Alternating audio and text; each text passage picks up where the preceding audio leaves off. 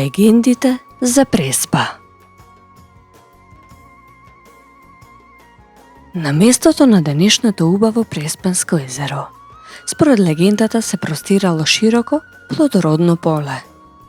Во близината на ридот имало 7 кладенчиња, кои никогаш не замрзнувале.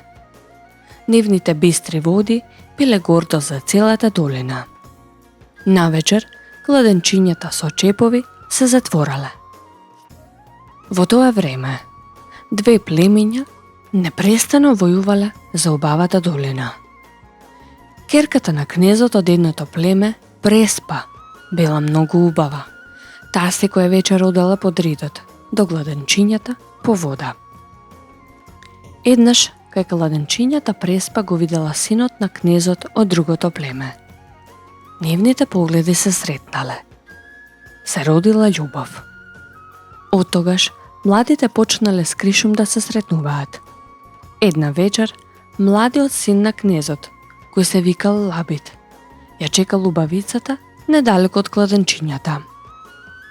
Неосетно му се приближувала убавата девојка, лесна како срна. Таа стрчала. Намерно ги извадила 7 чепа од кладенчињата и водата бликнала надолж и шир по долината.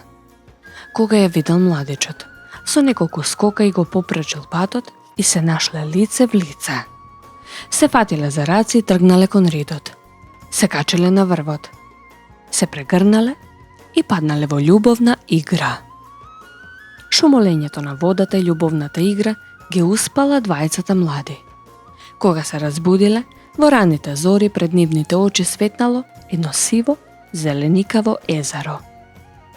До тогаш, стражарите на двете племиња ги извадиле своите кнезови за покачувањето на нивото на водите. Племињата тргнале на пат. Едното тргнало на југ, а другото се населувало во полите на Галичица. Лабид ја прегрнал Преспа и рекол: сега нема зашто да војуваат нашите племиња. Младите стапиле во брак, а настанатото езеро во чест на убавицата се нарекло Преспанско езеро, а населбата околу него го добила името Преспа.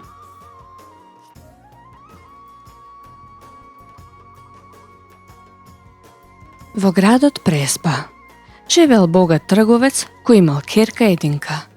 Девојката била на 15-16 години, со убави очи, руса коса и достојна става. Незината убавина, носијата и раскошниот накид ја правеле уште попривлечна.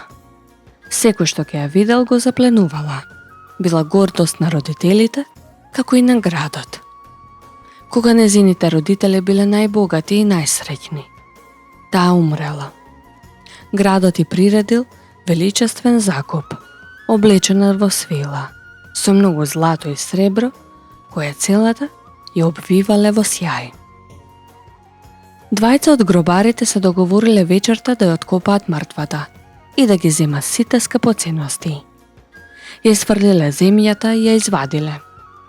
Ја скриле во црквата, а вечерта да со ним се јавила. Ги молела да ја го вратат незиното. Утредента пак заминале во црквата, со цел да ја го извада златниот синџир од вратот, но тој не се кинал. Решиле да ја го пресечат вратот. Таа паднала и се разбудила. А кога виделе гробарите, се исплашиле. Постариот рекол да ја погубат. Таа паднала на колена за милостина. Помалиот се нажалил и рекол: ке се викаш Преспа од денес, зашто ти не беше мртва, туку Преспа. Заколни се дека никому нема да говориш за ова. Таа се согласила. Ја продале како робинка на некој трговец. Оттогаш, градот го носи името Преспа.